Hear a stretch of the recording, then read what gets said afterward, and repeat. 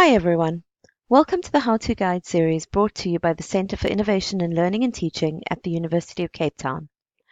I'm Shanali and I'm here to chat a bit today about thinking about teaching online. Before we go any further, I just want to say that this is very much a no-frills presentation, so it may feel a little rough around the edges, but that's because we're trying to show you what you can do in a fairly limited amount of time with fairly simple tools.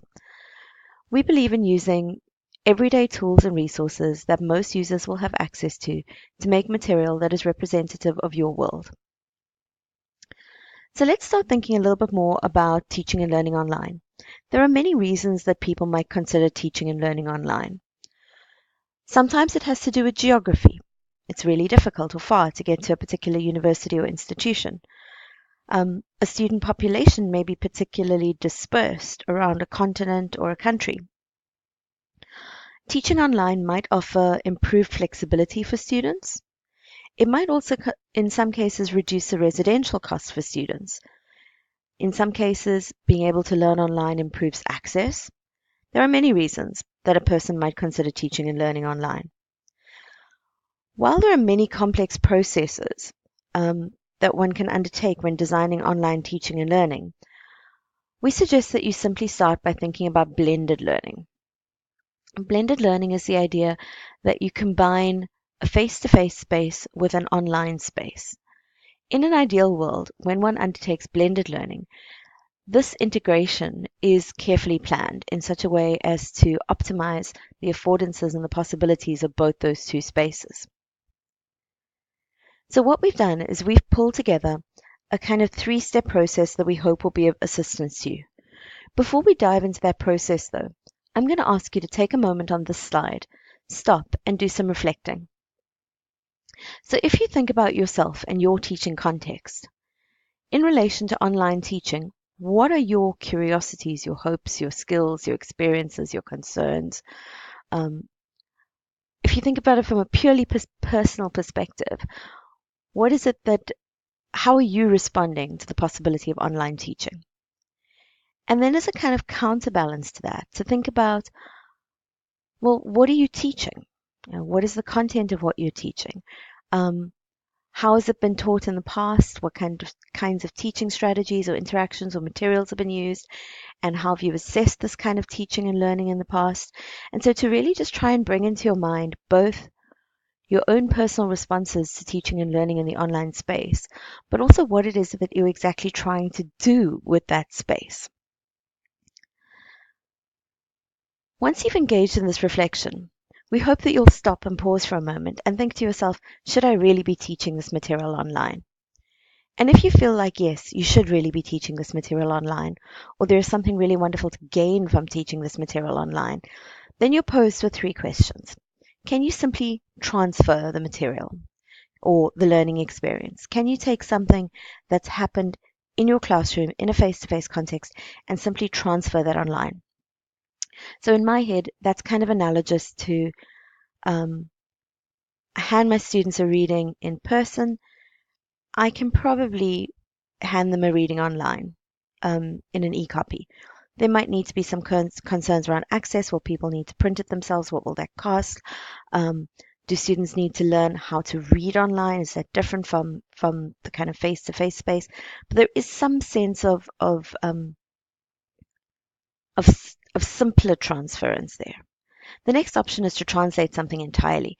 And that means that you might take something that you've done in the face-to-face space and make fairly substantial changes for an online space. So for example, you might take a video that you've played in class, a half-hour video that you've played in class, and decide that that's too long for the online space and chop it up into 3 short parts.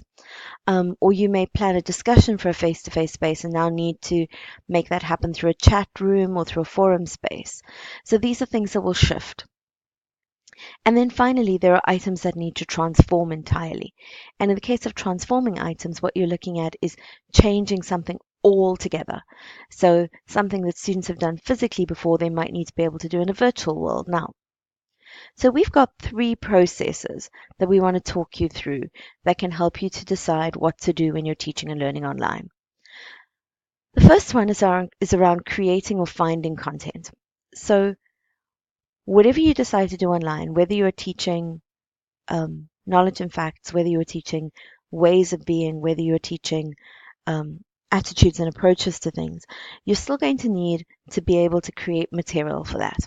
Whether that material is text heavy or video heavy, whether it's activities, doesn't matter. You're going to need to decide what kind of content you want to create. And you're going to need to either reuse existing content or create new content for the online space. The second phase, typically, of going online can be to think about, well, I've got this design now, I've got this material that I want to share with my students. How do I deliver that? And so you might want to think about where you put it, how you share that material, and that might be putting it on Vula through resources or lessons. It might be using something like a Google Doc structure where people can collaborate more easily. It might mean that you get together in a video conferencing space online and have an opportunity to actively engage with your students. It doesn't matter, but you have to work out the best way to share the content that you have. And then you have to work out how to communicate that that's what's going on. And very often that's actually where we let ourselves down. So an event is planned, but perhaps we don't publicize it in the correct way, or we don't create the correct kinds of email lists. We don't talk to students where they are, like, for example, WhatsApp rather than on their emails. And that's where it becomes really difficult to support online learning. And then finally, you can look at thinking about planning interactions. So in the face-to-face space, we often have a kind of a kit bag of interactions that we draw on in a very instinctive way in order to provoke interaction with our students. The online space requires that we plan these interactions a good deal more carefully. And we might use the interactions to check concepts, to elicit questions, to ask our students to create content of their own. And each of those cases has a different set of tools that might be useful to us. So let's think a tiny little bit more about each of those phases. So when we're creating or finding content, we might need to combine text, audio, or visuals in some kind of way. We'll need to ask ourselves questions about when our students will actually use these materials. Will it be before, during, or after class time? What is the relationship of these materials to face-to-face teaching? Are they going to replace it entirely, support it, extend it? And how long do we want to make these materials available for? In all of these cases, these questions will help us to shape the kinds of materials that we choose. When we're thinking about delivering content, we really do need to think about the kinds of structures that help our students to understand what's going on. And I want to highlight one particular tool here.